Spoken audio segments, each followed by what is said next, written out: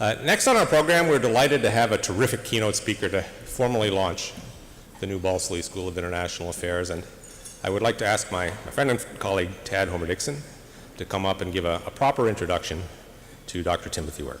Tad.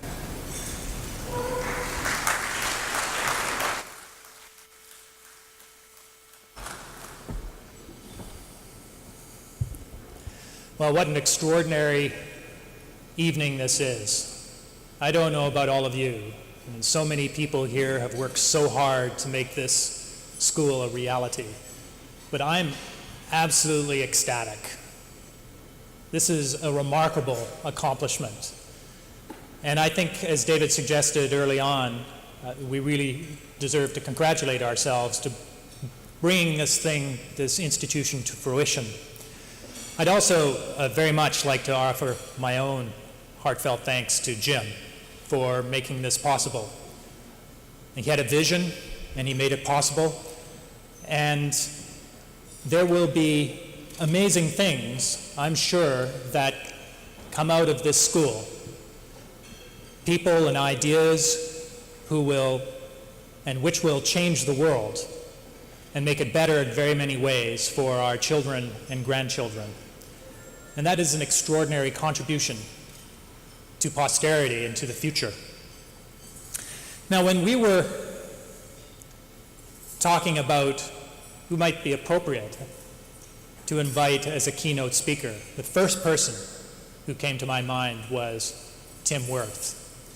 And I've been very fortunate to have known Tim for quite some time, since 1994, I believe, and Ren Wirth since about, I guess, the year 2000. And they've always, for me, epitomized what I would regard as the true global citizen. People who are profoundly concerned about the state of humankind and mobilize their own and others' resources to really make a difference, to better our world. And for me, they've always been something of role models in thinking about how I can contribute to the world to make it a better place. Now, Tim Wirth's bio is very extensive, and I'm going to read just a few excerpts this evening.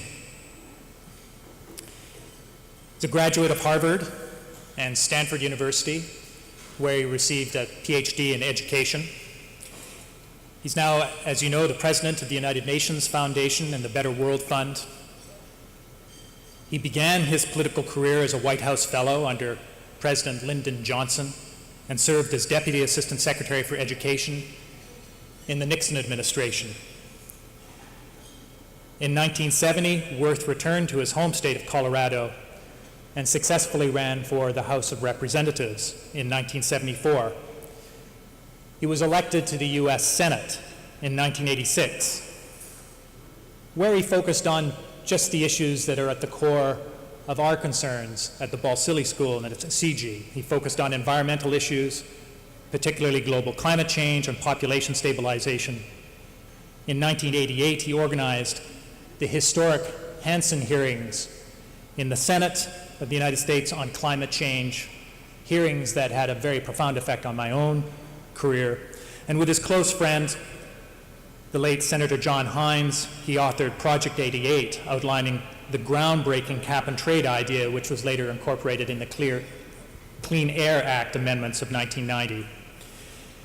He chose not to run for re-election in 1992, and following the 2 decades in elected politics, he became co-chair of the Clinton-Gore campaign from 1993 to 1997.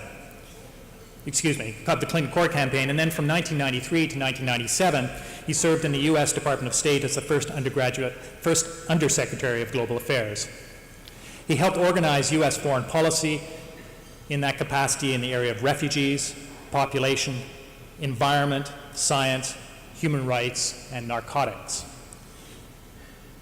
He chaired the United States delegation at the 1994 Cairo Conference on Population and Development, and was the lead negotiator for the United States at the Kyoto Climate Conference. He resigned from the administration in 1997 to accept Ted Turner's invitation to be president of the newly created United Nations Foundation. Ladies and gentlemen, Senator Timothy Wirth.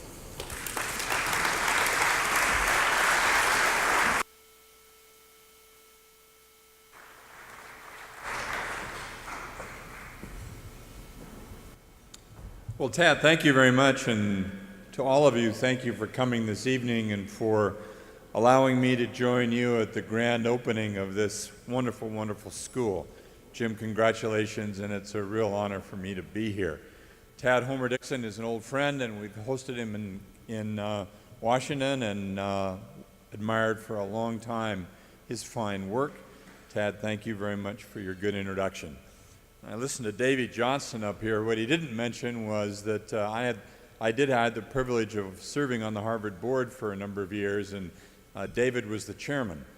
And he is the most gentle and persuasive individual as chairman of a very, very complex institution. I have enormous admiration for him, and he's, I think, one of the loveliest people that I know. So it was a real pleasure to have that nice set of comments from him. And as I would say, as a devoted and dedicated user of the classic BlackBerry device, I know that Jim has helped to create one of the universal tools of our interconnected world. And now, through the creation of this school, he's helped to cultivate the ideas and brain power needed to understand and manage our interconnected globe. In his own words, this school will truly be the vibrant sanctuary. Jim Balsillies' words, the vibrant sanctuary. It's a wonderful description of what a great school should be. We need this school and its graduates at this critical moment in history when international cooperation and global governance are more important than ever before. Tonight, I want to talk about two numbers, 8 and 2. And of course, I want to talk about the UN. But first, some background. As Tad pointed out, 20 years ago, President Clinton asked me to serve as the first U.S. Undersecretary for Global Affairs, overseeing a broad array of U.S. foreign policy on issues like oceans, the environment and science, population, refugees, international narcotics, and crime. One of my friends called the position the Undersecretary for all of the above. I often thought of it as the Undersecretary for impossible problems.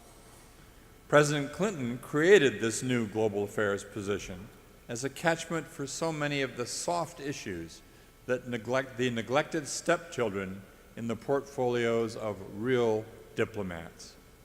Like other foreign ministries around the world, the U.S. State Department has always been organized around bilateral relationships.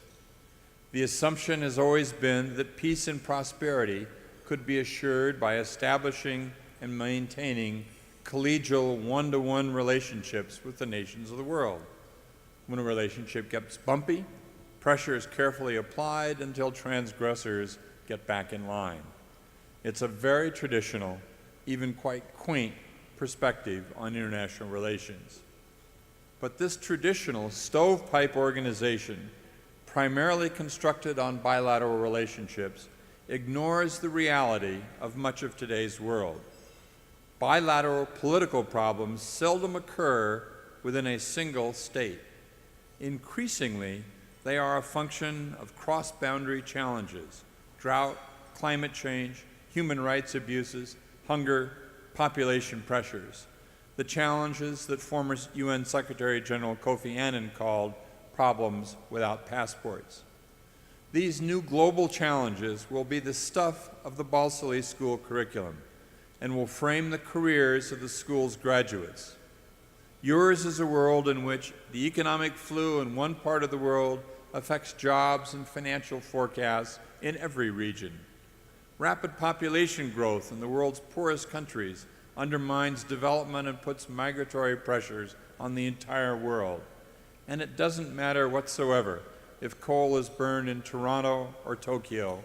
The resulting carbon is deposited in the global greenhouse, and we all get warm together.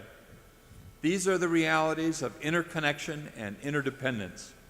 These are great issues for our future, and these are the issues the Balsillie School is confronting. And you're doing so in the context of remarkable and profound economic, demographic, and environmental changes sweeping the globe on the front pages every day. As you know so well, the center of economic gravity and prosperity is moving from west to east and north to south. Key emerging economies are growing at the rate of 7 to 10% a year, 3, 4, and even 5 times growth rates of the old industrialized West. Recent forecasts suggest that over the next 40 years, the economic share of today's middle-income countries could increase to 60% of the global GDP, double today's 30% share. And this year, 70 million people will be added to the middle class around the world, 2/3 of them in China and India alone. Laced through these rapidly changing economic trends are a bewildering array of new demographic challenges that will also be the focus of your work. For example, when I was born, there were 2 million people on the planet. I was the 2 billionth person, and you can't argue with that or not. I was pretty close. I had number 2 billion. Next month, the global population will pass 7 billion. The tripling of the global population in less than one human lifetime is fundamental to the challenges of the 21st century and to the economic and political stability of modern states. As the world gains another 75 million inhabitants each year, the equivalent of another Chicago every 2 weeks, another Egypt every year, another China every 20 years, 95% of that growth is taking place in the impoverished countries of the developing world, where many nations are struggling to provide jobs, stability, and sustenance for their current population, much less their own rapid growth. Concurrently, demographics are also driving profound changes in the northern developed countries, which are now confronting older populations, altered dependency ratios, shrinking workforces, and the in-migration of millions of people hoping for a new opportunity. Demographic trends are also closely related to the third major factor changing our world, the new and increasingly dangerous relationship between human activities and the Earth's life support systems. The gloomy catalog of looming natural resource challenges is depressingly familiar. Virtually all the essential natural resources, oceans, soils, biodiversity, fresh water, and the atmosphere are being degraded, depleted, and destroyed. The oceans, which supply protein for 2.5 billion people, are being hammered by overfishing, pollution, and neglect. 80% of the world's fisheries are overexploited and verging on collapse. A mass of plastic particles, 2 times the size of Texas, has accumulated in what is known as the Northern Pacific Ocean Gyre. Dead zones and algae blooms are growing more common in the Pacific Northwest, off the Gulf of Mexico, and elsewhere as a result of accumulating fertilizers, sewage, the disintegration of natural gas products, and other polluting runoff. Freshwater resources are declining globally as aquifers are drawn down faster than they can be replenished and existing supplies are polluted.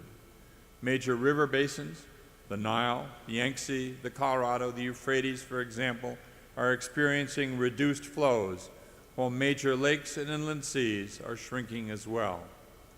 Land resources at the same time are also in retreat, while deforestation gobbles up 2 million hectares a year. 1/3 of the world's arable land and its valuable topsoil has been degraded or destroyed. And maybe most sensitive, biological diversity, including the globe's rich storehouse of coral reefs and tropical forests, is being lost at a rate 100 times that found in the fossil record. Unchecked, we will lose half the world's biological inheritance in this century, the greatest mass extinction since the age of the dinosaurs.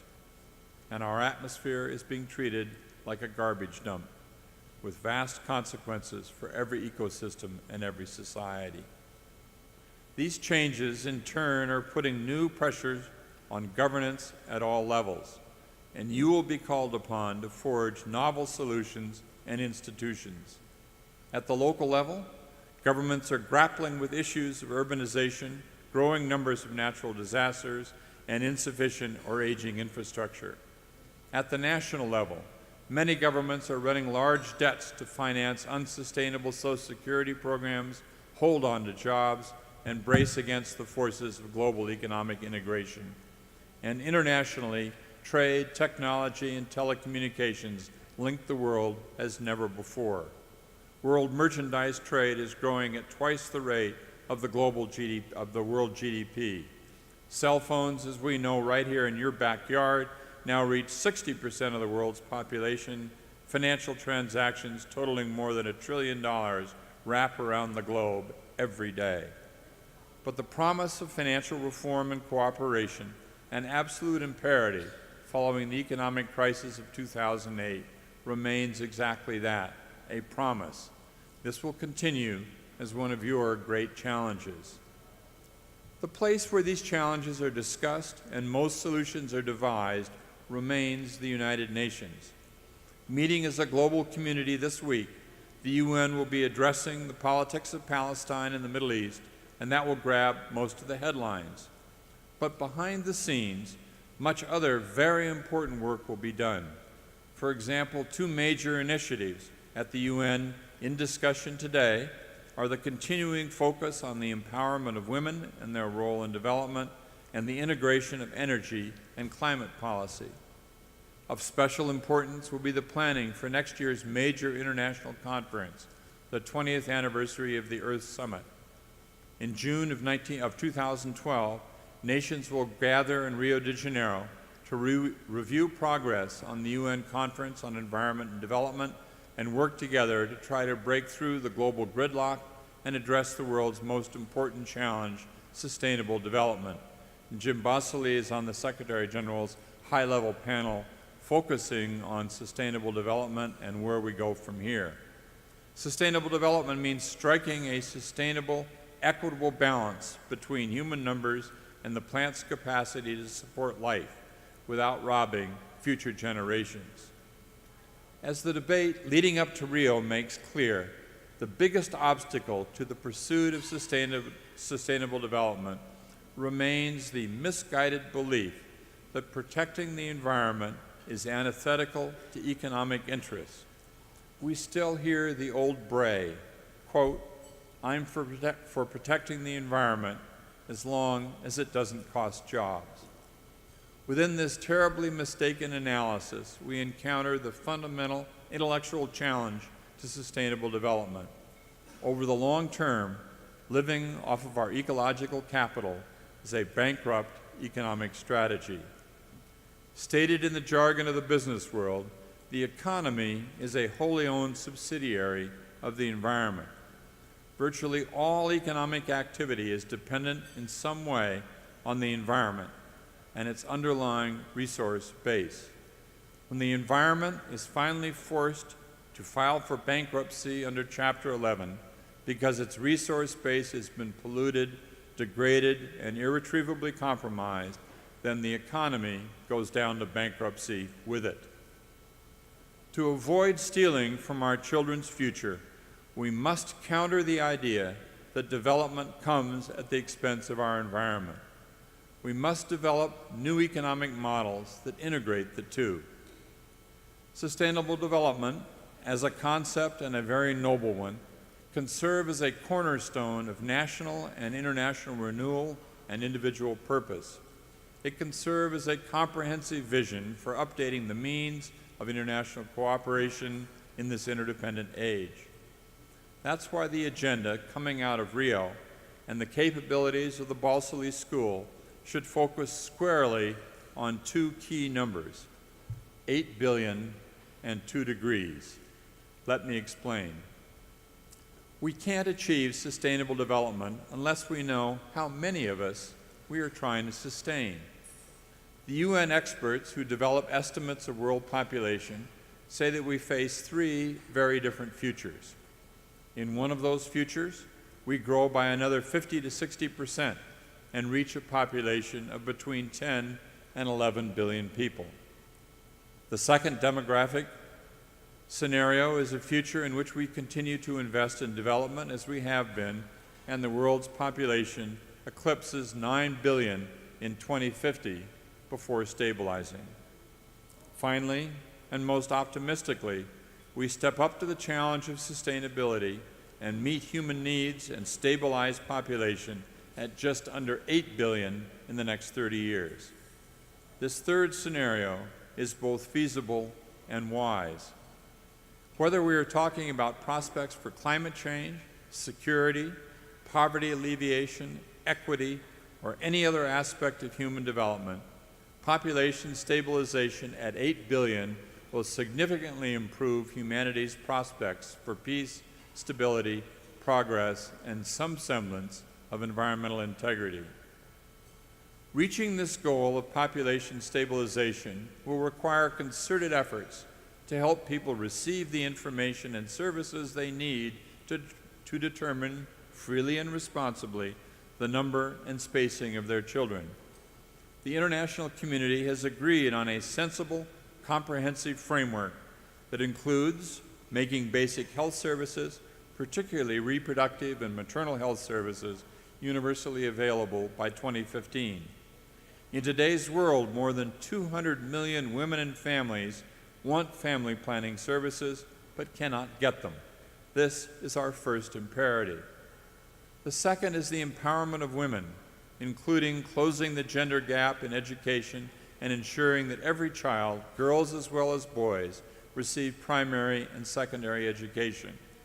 Reducing maternal mortality by ensuring that every birth occurs with a skilled birth attendant and that every woman has access to emergency obstetric care. Slowing population momentum by assuring that women and girls have educational and economic opportunities and that no child is married at an unsafe age. And increasing child survival so that families have confidence that their children will live. Stabilizing the population at 8 billion, doing all of the things that we know how to do, and packaging them together to have the effect that it will have. Stabilizing the population at 8 billion will also make it much easier for the world to achieve our second major goal for the 21st century, stopping global warming at no more than 2 degrees centigrade. The world's best scientific minds have concluded that warming beyond 2 degrees will likely have catastrophic consequences for the poor, for coastal regions, for agriculture and health, and for political and economic stability. To prevent this kind of future, we need to stabilize greenhouse gas emissions in this decade and significantly roll them back in the coming years until an 80% reduction from 1990 levels is achieved by 2050. Population stabilization provides one of the wedges needed to stabilize climate, but many more wedges must come from energy transformation and the drive to reinvent the global energy system and move toward a low-carbon, clean energy future. We can reduce emissions by transitioning to cleaner burning natural gas and deploying large quantities of clean, renewable energy sources. And most immediately, we can harness energy efficiency, our first fuel, the cheapest, fastest, cleanest energy resource available to us. Massive energy-efficient opportunities exist across transportation, building, and industry. At Rio next June, the world will try to agree to set a goal of reducing global energy intensity by 2.5% per year, or 40% by 2030, as recommended by the panel of energy efficiency experts assembled by the Secretary General. The McKinsey & Company Global Institute found that a $170 billion energy investment from now to 2020 could cut projected global energy demand in half and get us halfway to solving the climate crisis. As demographics are the first, holding our global population at 8 billion, transforming the global energy system and preparing for a low-carbon future should be our second major global goal, holding the temperature increase to 2 degrees, 8 and 2. Successfully done, this clean energy economy can decentralize energy generation so all the world's citizens have access to modern energy services. and this can help to slow momentum toward a low-carbon future, which we need. Every day, it's more and more apparent that the great global challenges of the 21st century, from terrorism and proliferation to climate change and poverty, are going to require greater international cooperation.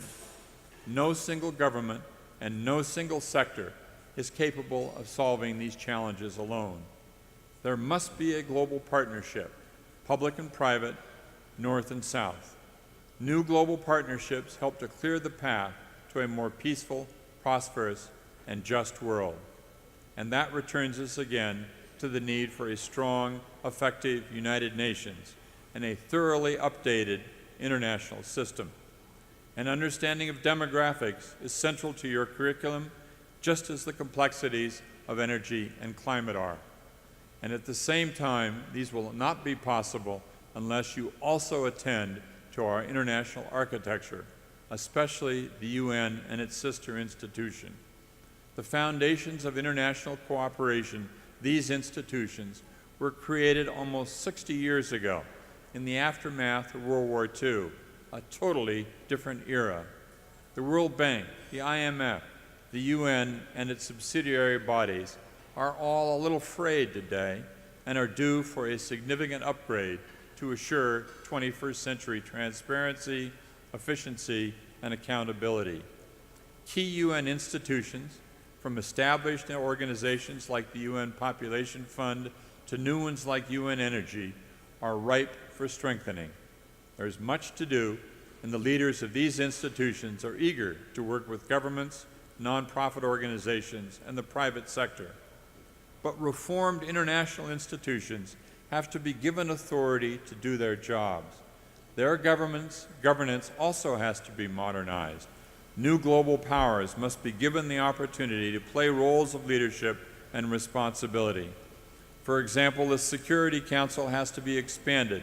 It's a good place to start in terms of strengthening the UN, taking account of the development and clout of such emerging countries as India, Brazil, and South Africa. In this globalized world, governance designed 60 years ago is neither possible nor wise, and work on these institutional challenges must also be central to your studies here in the Balsillie School. These are all long-term challenges. We know that they must take priority, even as we live in the short term of immediate problems, rapidly changing markets, and the new 24-hour news cycle. In time, we will be judged by our capacity to set aside short-term thinking and recognize and address the real long-term challenges. The advent of this new age and its far-reaching implications present enormous opportunities for the Balsillie School and those fortunate enough to participate in its work and programs. The global issues we face are so compelling and urgent that they will define the rest of your lives and careers. You're the frontiersmen of this entirely new era. Let me close by recalling how some prior pioneers responded to new ideas and perceptions of our globe and our responsibilities to it. In 1948, when the notion of space exploration was still science fiction, the astronomer Fred Hoyle said, quote, "Once a photograph of the Earth taken from the outside is available, new ideas as powerful as any in history will be let loose." 20 years later, when space travel became a reality, the travelers themselves provided powerful testimony to Hoyle's sense of the unity of the world. Let me read you from the American astronaut James Irwin, quote, "That beautiful, warm, living object looked so fragile, so delicate, that if you touched it with a finger, it would crumble and fall apart." And last year, a Russian cosmonaut wrote back, "After an orange cloud formed as a result of a dust storm over the Sahara, reached the Philippines and settled there with rain, I understood that we are all sailing in the same boat." As we enter into the second decade of the new millennium, we have the power and responsibility to captain that boat carefully. And that means taking on the hard issues, the fundamental issues, There is nothing soft or insignificant about the Earth's ailing life support systems. Our changing and challenged atmosphere, oceanic and terrestrial ecosystems demonstrate powerfully that we are indeed all sailing in the same boat, that we can't go it alone, and that international cooperation is in our enlightened self-interest. Thank you all here at the Balsillie School for doing what you are doing to bring the realities of our interdependent age to light, studying them, understanding them, and getting our publics to understand them. That is your part of reaching this great challenge. And thank you for inviting me to be with you this evening. It's an honor and a privilege to be part of this vibrant sanctuary. Thank you very much.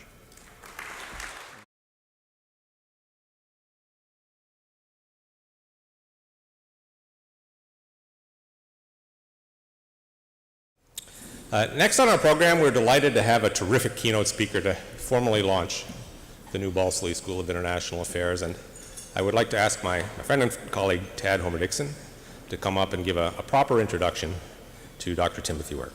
Tad.